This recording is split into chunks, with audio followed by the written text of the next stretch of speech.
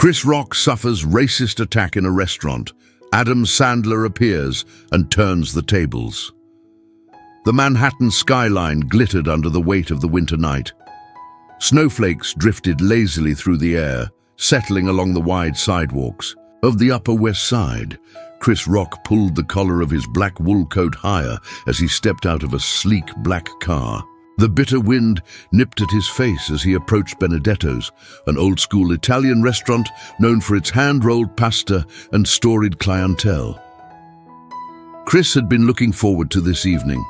After weeks of filming, interviews, and endless public appearances, he craved the quiet comfort of a good meal alone.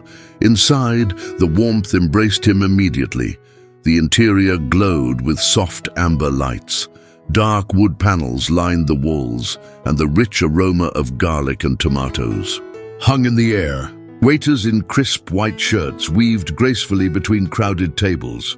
"Good evening, Mr. Rock," the maitre d', Lorenzo, greeted him with a slight bow. "Your table is ready." Chris smiled, always appreciative of Lorenzo's unflappable professionalism. He was led to a cozy corner table near the window. From there, he could see the soft swirl of snow outside and the subtle bustle of late diners. The menu was familiar. He ordered the linguine alle vongole and a glass of Montepulciano. As he waited, he scrolled absent-mindedly through his phone, barely noticing the couple seated at the table next to him. The man was tall, burly, with salt and pepper hair and an expensive-looking navy suit. His female companion wore a designer coat and spoke in a high, sharp voice. Their conversation had the hushed tone of entitlement. Chris barely registered them until the tension in the air shifted. "I can't believe they let anyone in here. These days," the man muttered loudly enough for neighboring tables to hear. His eyes flicked toward Chris. Chris looked up slowly, brows knitting in confusion. Surely that hadn't been directed at him. But then the man spoke again, voice dripping with contempt. "First they ruin comedy, now they invade decent spaces." Chris stiffened. A couple of diners glanced nervously at their plates. The waitress, a young woman named Maria, froze mid-step. An icy silence fell. Chris set down his phone, the weight of years of similar moments settling over him.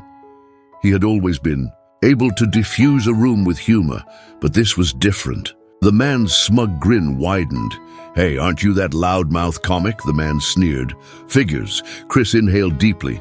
His instinct was to walk away, to not give this stranger the satisfaction, but the blatant disrespect burned. He looked the man squarely in the eyes, voice calm but firm. "Yes, I'm Chris Rock, and you are?" The man chuckled darkly. "A paying customer who expects a certain standard." The insult hung in the air like a toxic fog. Maria, clearly shaken, whispered to Lorenzo, who approached cautiously. Chris could see the conflict on the maitre d's face. Respect for Chris, fear of offending an obviously wealthy patron. Before Lorenzo could speak, the restaurant door opened. A blast of cold air swept in, followed by a familiar figure bundled in a puffy jacket, scarf, and beanie. Adam Sandler. Adam was supposed to be across town at an event, but fate, or perhaps coincidence, had other plans. He scanned the room, eyes locking onto Chris, then immediately noting the tense standoff. Without missing a beat, Adam strode over. "Chris, buddy, there you are. I've been texting you. I was in the neighborhood and figured you might be hiding." "In here?" The hostile man scowled as Adam's booming warmth filled the space. "And you are?" he snapped. Adam turned slowly, meeting the man's gaze with a disarming half-smile. "I'm Adam, just another paying customer who doesn't tolerate bullies." The words, said without anger but with absolute conviction, caused a ripple through the room.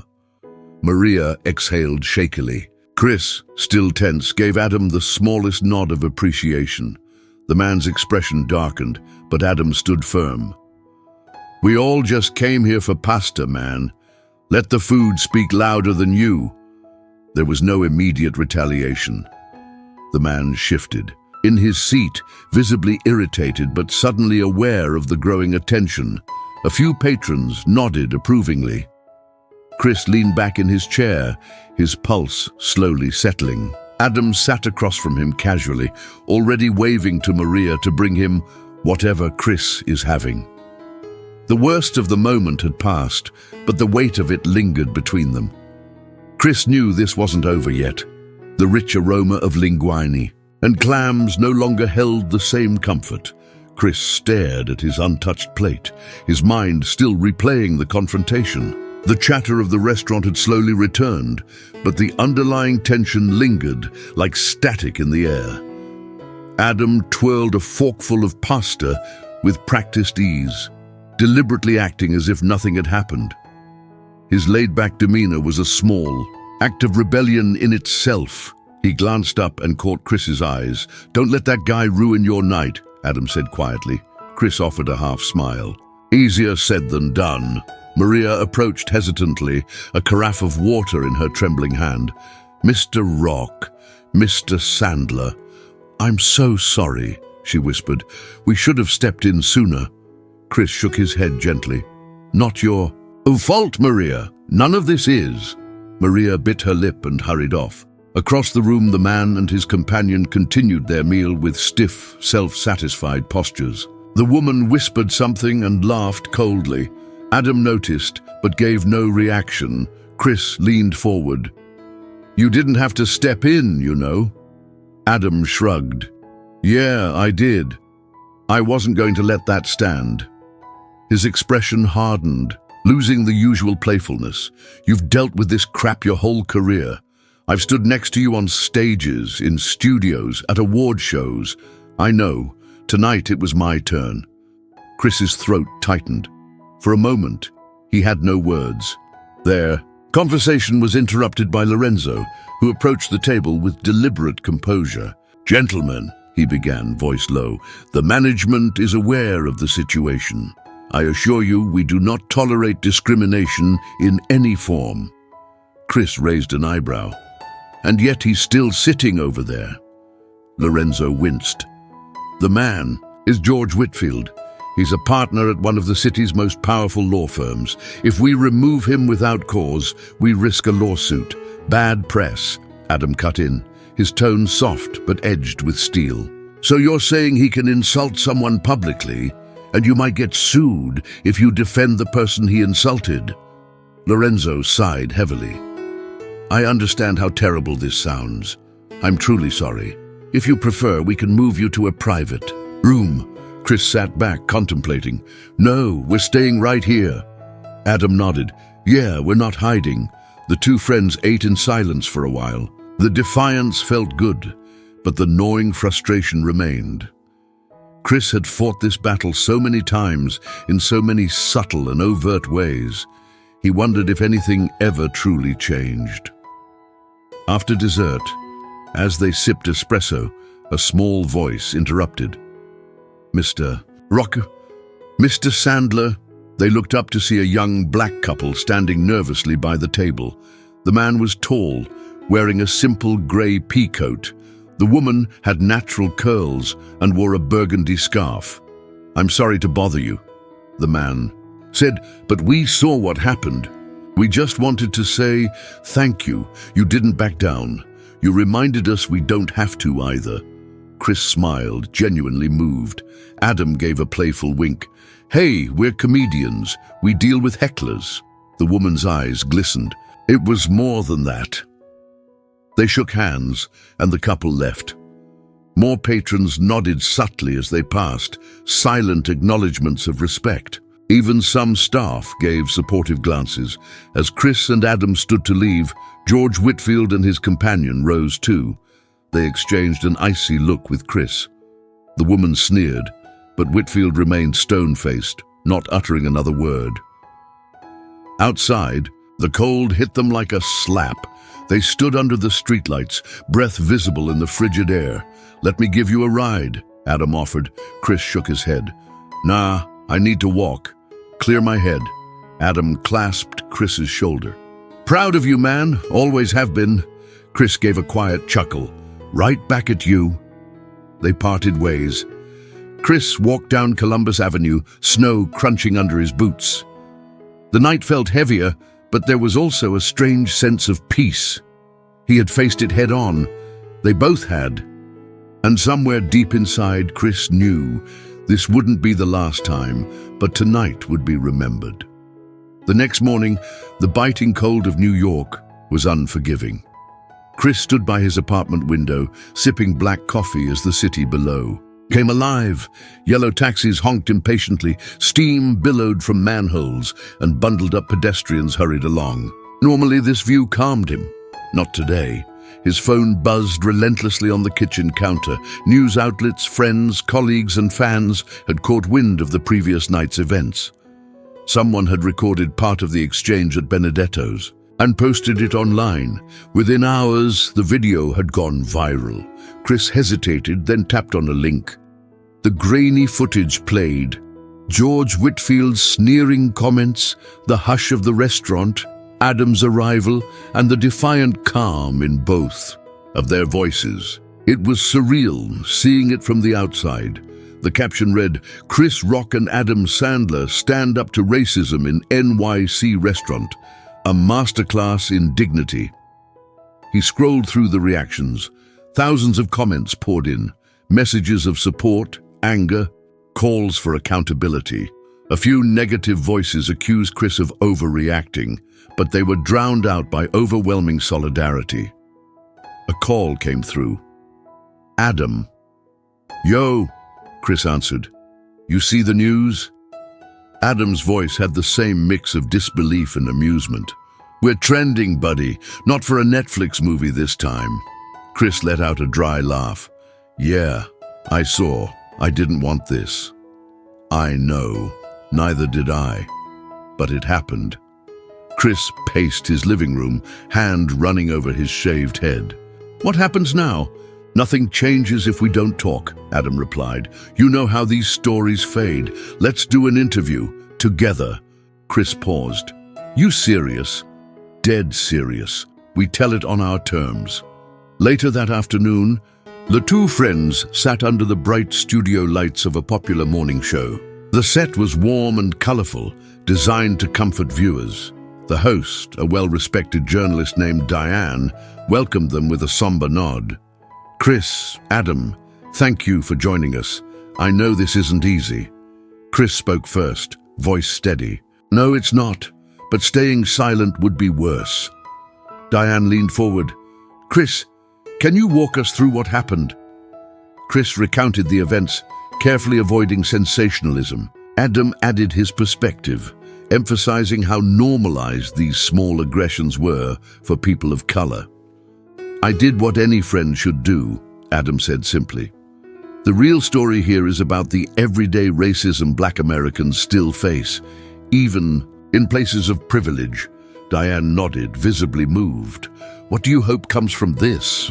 Chris didn't hesitate. "Awareness, not just outrage. I want people to notice when this happens, to step up without fear." The interview ended with applause from the studio crew.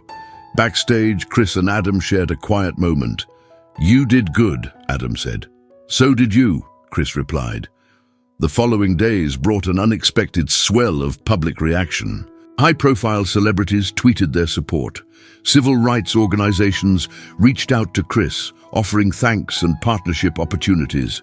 Newspapers ran op-eds titled "Chris Rock and Adam Sandler, Allies in the Face of Hate," and "When Silence is Not an Option." But not everyone was pleased. At George Whitfield's law firm, the fallout was immediate. Employees expressed outrage, clients began pulling contracts, and internal emails leaked, showing Whitfield's long pattern of toxic behavior.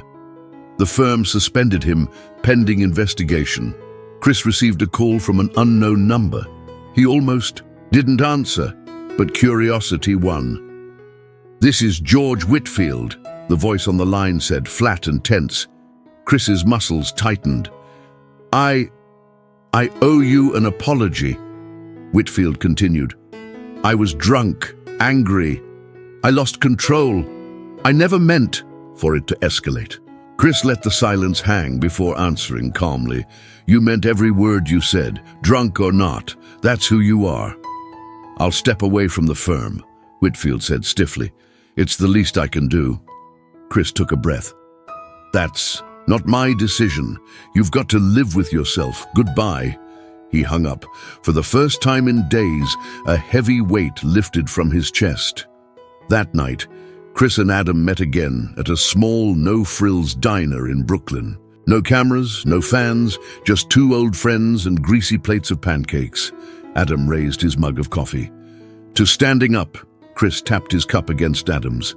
To never standing alone. They both laughed, exhausted but strangely at peace. Outside, the city kept moving. Snow still fell, people still rushed home, but something had shifted. A small act of courage had sparked a larger conversation. And that, Chris thought as he looked out at the dark streets, was how real change always began. The weeks that followed felt surreal for Chris. His daily routine had been upended by interview, requests, speaking invitations, and messages from strangers thanking him for his stance. Every time he stepped out, people stopped him on the street, not for jokes or autographs, but for a moment of shared recognition. Still, Chris remained grounded. The restaurant incident had been just one moment in a lifetime of navigating systemic disrespect. He knew real change came slowly. One cold February morning, Chris and Adam met at a modest community center in Harlem. Outside, a line of young people, activists, and community leaders waited patiently. The center had organized a panel on allyship and public responsibility. Chris had agreed to speak, reluctantly at first, but Adam's encouragement and the sheer number of young voices pushing for change had convinced him. Inside, the atmosphere buzzed with energy. Folding chairs were packed wall to wall. The exposed brick walls were covered with murals of black icons: James Baldwin, Maya Angelou, Malcolm X. The smell of fresh coffee and pastries lingered. The moderator, a poised young woman named Imani, stood at the podium. We are honored to have two men join us today who turned an ugly moment into a powerful statement. Chris shifted uncomfortably as applause filled the room. When it was his turn to speak, he stepped up to the microphone and scanned the sea of expectant faces. I'm not a hero, Chris began simply. I was just trying to have dinner. A ripple of soft laughter spread through the crowd, but I've realized something since then. Silence helps no one. It took Adam walking through that door for me to understand what standing together really looks like. Racism thrives when people pretend not to notice. Adam joined him on stage and added, you don't have to be famous to stand up for someone. All you need is courage and compassion. The conversation turned open and raw. Young activists shared their experiences. A high school student who was targeted at prom, a young black lawyer passed over for promotion, an elderly woman tearfully, recalling her years of being ignored in stores. Chris listened more than he spoke, feeling humbled by the collective strength in the room. Later, as they left the center under a pale winter sun, Chris turned to Adam. This is what matters. Adam nodded. Yeah, the cameras are gonna move on, but they're gonna keep pushing. That's what lasts. Back downtown, Chris had a meeting with his agent, Marcy. She was waiting for him at a quiet cafe in Soho, buried in emails and legal documents. Chris, we have to talk, Marcy said, lowering her voice. You've got dozens of offers, book deals, documentary proposals, speaking tours. Chris stared at the list, overwhelmed. I don't want to turn this into a brand. Marcy nodded, understanding. I get it, but you also have a platform. If you want, we can partner with organizations that are already doing the work. Use the attention for something real. Chris folded his arms, thinking, then that's the only way I'll do it. As they finalized a plan, Chris's phone buzzed with a text from Adam. Met a kid at the community center, says he wants to be a comedian and a civil rights lawyer. Told him you're proof he can be both. Chris smiled. That evening, Chris took a rare moment for himself. Bundled in a heavy coat, he walked through Central Park.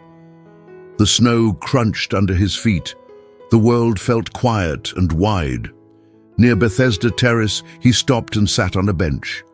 Two teenagers skated awkwardly across the nearby frozen pond, laughing as they fell into the snow. Chris watched, thinking about the ripple effect. His career had always been about making people laugh, easing pain through humor. But that night in the restaurant had shown him another truth. Sometimes you had to face the pain directly to heal it. A woman walking her dog passed by and gave him a shy smile. "Thank you, Mr. Rock," she said softly, "for what you did." Chris nodded, words unnecessary. The city lights reflected off the icy water, and for the first time in weeks, Chris allowed himself a deep breath of calm. There was more to do, more to say, but tonight he could simply be. The wind picked up. He stood, hands deep in his pockets, and walked on. Spring crept into New York City with gentle defiance. Trees along Riverside Park budded with the first hints of green, and the sharpness of winter had softened into damp breezes and longer days. Life, as always, moved on. Chris Rock sat at his kitchen table with a stack of letters in front of him. In an era of emails and texts, these handwritten notes felt more personal, more human. They came from all over the country, from students, teachers, factory workers, single parents, soldiers, and even fellow comedians. Some simply said thank you. Others shared stories of quiet injustices, moments when they too had stood frozen in the face of casual cruelty. Chris read every single one. The doorbell rang, pulling him from his thoughts. When he opened it, Adam stood there holding 2 cups of coffee and wearing an old Knicks cap. "Thought you could use this," Adam grinned. Chris stepped aside to let him in. "You're becoming way too good at knowing when I need caffeine." They sat on the small balcony overlooking the city skyline.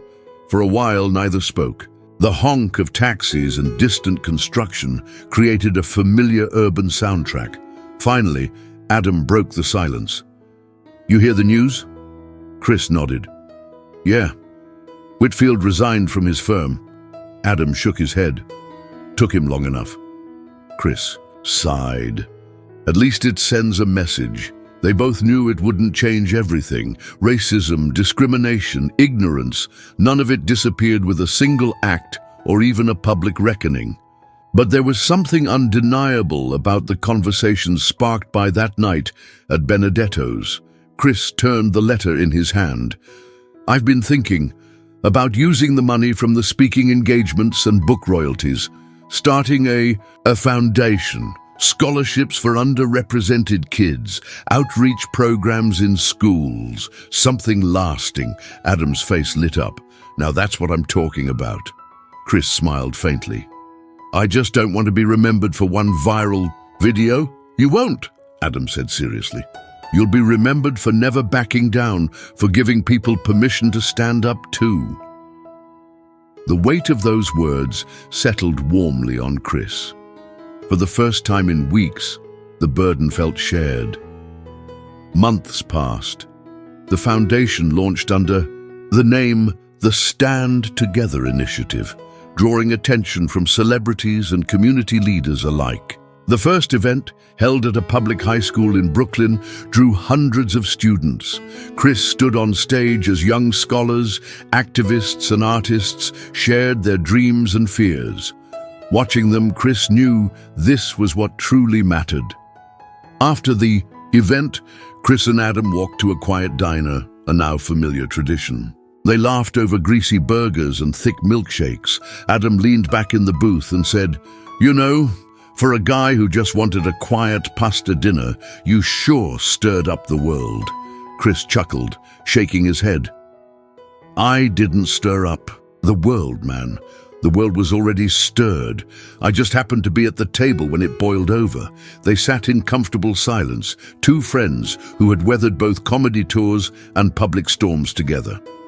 As they left, Adam slapped Chris on the back. "Let's grab a slice next week, no drama this time." Chris grinned. No promises. That night, Chris walked home alone under the city lights. Times Square blinked and shimmered in the distance, always alive, always changing. The streets were loud and chaotic, but oddly comforting. He paused on a corner as a city bus rumbled past, advertisements plastered across its side. A teenager on a skateboard zipped by, earphones in, oblivious to the world. Chris smiled to himself. The journey wasn't over, it never would be. But he had faced the moment, stood his ground, and helped others do the same. And that, in a city of endless stories, was more than enough. With hands deep in his pockets and the wind cool against his face, Chris Rock kept walking forward into the night.